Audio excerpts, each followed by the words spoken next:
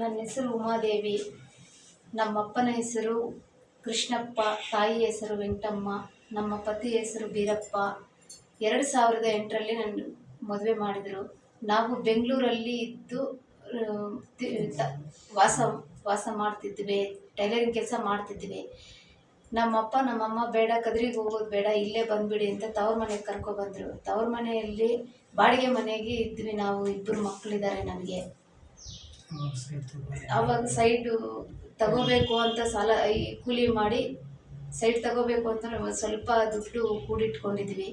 ನಮ್ಮಪ್ಪ ನಮ್ಮದು ಪಿತ್ರಾಜಿತ ಇದೆ, ಅದರಲ್ಲೇ ಒಂದು ಸೈಟ್ ಕೊಡ್ತೀನಿ, ನನಗೆ ಕೊಡುವ ದುಡ್ಡು ಅಂತ ನನ್ನ ಹತ್ರ ದುಡ್ಡು ಇಸ್ಕೊಂಡು ಇವಾಗ ಅದು ಅಗ್ರಿಮೆಂಟ್ ಮಾಡಿಕೊಟ್ಟಿದ್ರು. 75,000 ನನ್ನ ಹತ್ರ ತಗೊಂಡ್ರು. ಸೈನ್ಗಳೆಲ್ಲ ಮಾಡಿಕೊಟ್ರು, ಅಗ್ರಿಮೆಂಟ್ ಮಾಡಿಕೊಟ್ಟಿದ್ದಾರೆ. ಇವಾಗ ಅಲ್ಲಿ ಸಾಲ ಸೂಲ ಮಾಡಿ ಎಲ್ಲ ಮನೆ ಕಟ್ಕೊಂಡಿದ್ದೀವಿ.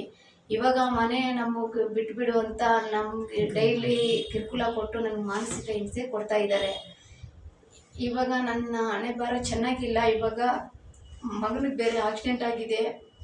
ಒಂದು 13 ಲಕ್ಷ ನನಗೆ ಸಾಲ ಇದೆ. ನಾವು ಮನೆ ಬಿಟ್ಟು ಹೋಗೋಕ್ಕಾಗ್ತಾ ಇಲ್ಲ. ನಮ್ಗೆ ಅಟ್ಲೀಸ್ಟ್ ಆ ದುಡ್ಡಾದರೂ ಕೊಟ್ಬಿಡಿ, ನಾವು ಹೋಗ್ಬಿಡ್ತೀವಿ ಆ ಸಾಲ ಕೊಟ್ಬಿಟ್ಟು ಅಂದರೆ ಅದು ಕೂಡ ಕೊಡ್ತಾ ಇಲ್ಲ. ನಮಗೆ ಬೇಕು ಮನೆ ಅಂತ ಅವರು ಕಿರುಕುಳ ಕೊಡ್ತಾ ಇದ್ದಾರೆ. ಇವಾಗ ನನಗೊಂದು ಸ್ವಲ್ಪ ನ್ಯಾಯ, ನೀವೇ ಒಂದು ಸ್ವಲ್ಪ ನ್ಯಾಯ ಮಾಡಿಕೊಡ್ಬೇಕು. ಪೊಲೀಸ್ ಸ್ಟೇಷನ್ ಕಂಪ್ಲೇಂಟ್ ಮಾಡಿದ್ದೀರಾ? ನಾವು ಪೊಲೀಸ್ ಸ್ಟೇಷನಲ್ಲಿ ಕಂಪ್ಲೇಂಟ್ ಮಾಡಿದ್ರೆ ಅವರು ಯಾವುದು ಆ್ಯಕ್ಸೆಪ್ಟ್ ತಗೊಂಡಿಲ್ಲ. ನಮ್ಗೆ ಯಾವುದು ನ್ಯಾಯ ಸಿಕ್ಕಿಲ್ಲ. ಅಲ್ಲಿ ಹೋದ ತಕ್ಷಣ ಅವರು ಹೋದ್ಮೇಲೆ ಅಲ್ಲಿ ದುಡ್ಡು ಕೇಳ್ತಾರೆ. ಆ ದುಡ್ಡು ಕೊಡೋ ಇದು ನಮಗಿಲ್ಲ. ಅದರಿಂದ ನಾನು ಒಂದು 4 ದಿನ ಹೋಗಿ ನನ್ನ ಟೈಫಾಯ್ಡ್ ಜ್ವರ ಬಂದುಬಿಟ್ಟಿತ್ತು. ನಾನು ಈ ಥರ ಗಲಾಟೆ ಮಾಡಿದಾಗ ಹೋಗಿದ್ದು. ಅವಾಗಿಂದ ನಾನು ಪೊಲೀಸ್ ಸ್ಟೇಷನ್ಗೆ ಹೋಗೋಕ್ಕೆ ಕೂಡ ನನಗೆ ಬೇಜಾರಾಗಿಬಿಟ್ಟಿದೆ. ಅಷ್ಟು ಮಾನಸಿಕವಾಗಿ ನನಗೆ ಎಲ್ಲ ಯಾರು ನನಗೆ ಸಪೋರ್ಟ್ ಮಾಡ್ತಾ ಇಲ್ಲ. ನಿಮ್ಗೆ ದುಡ್ಡು ಕೊಟ್ಟಾಗ ನಿಮ್ಗೆ ಅಗ್ರಿಮೆಂಟ್ ಮಾಡ್ಕೊಟ್ಟಿದ್ದಾರೆ ಜಮೀನ್ಗೆ? ಮಾಡಿಕೊಟ್ಟಿದ್ದಾರೆ.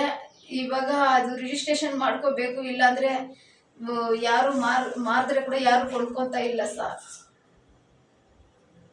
ನಿಮ್ಗೆ ಏನ್ ನ್ಯಾಯ ಬೇಕಮ್ಮ?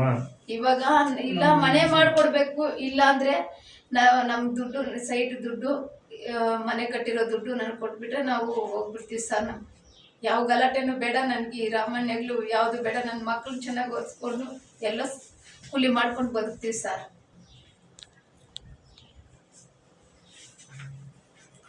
ಪೊಲೀಸ್ ನಿಮ್ಮ ಗ್ರಾಮದ ಸಮಸ್ಯೆ ಆಗಿದೆ.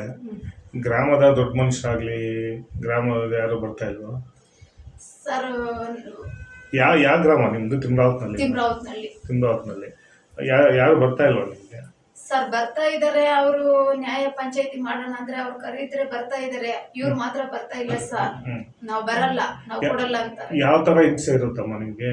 ಸರ್ ಮಾನಸಿಕ ಹೇಳ್ಕೊಳಕ್ ಆಗ್ತಾ ಇಲ್ಲ ಸರ್. ಸಾಲದೊಂದು ಬಾಧೆ. ಇವ್ರು ಡೈಲಿ ಬಂದು ಒಂದು ಟಾರ್ಚರು. ಮನೆ ಬಿಟ್ಬಿಟ್ಟು ಹೋಗುವಂತ ಹೊಡಿತಾರೆ. ಮನೆ ಇನ್ನ ರೆಡಿ ಆಗಿದೆಯಾ?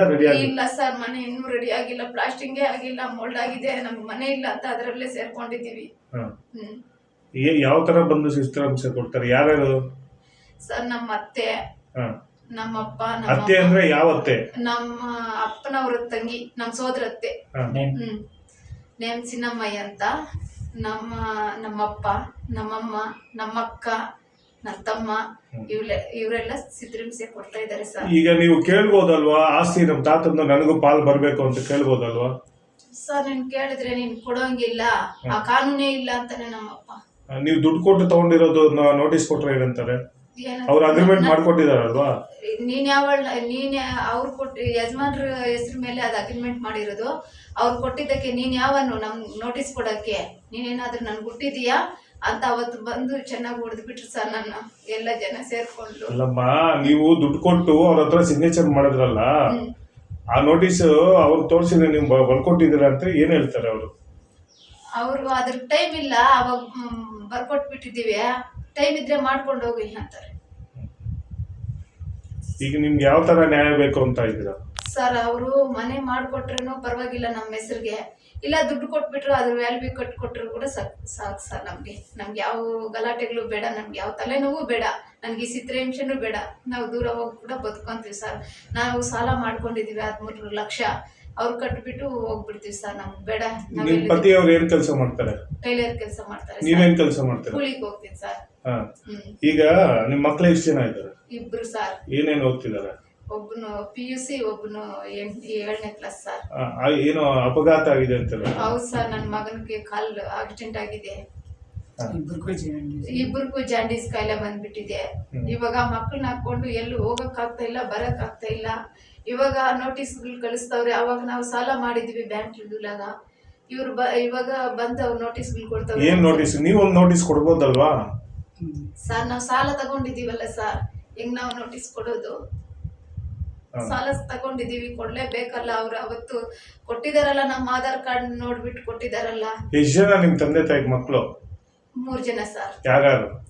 ಶಂಕರಮ್ಮ, ಉಮಾದೇವಿ, ಮಂಜುನಾಥ್ ಅಂತ. ಉಮಾದೇವಿ ಅಂದ್ರೆ ನೀವು 2ನೇ ಅವರ? ಹೌದು ಸರ್. ಮನೆಯಲ್ಲೇ ಇರ್ತಾರ ಅವರೆಲ್ಲರೂ?